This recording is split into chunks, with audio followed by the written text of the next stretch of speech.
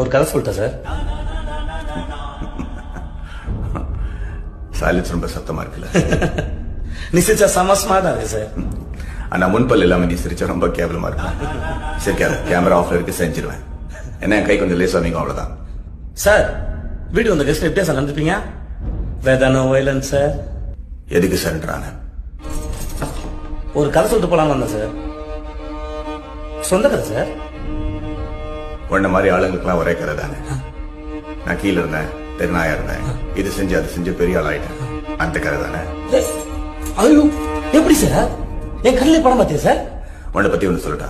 இன்னைக்கே 10 கோடி ரூபாய் கொடுத்து இந்த தொழிலை விட்டுருனா காசு வேண்டாம்னு போயிடுவேன். ஆனா வீட்டுக்கு போய் இந்த காசு கிட்ட எப்படி போடுங்கன்னு திட்டம் போடுவேன். அதான் நீ.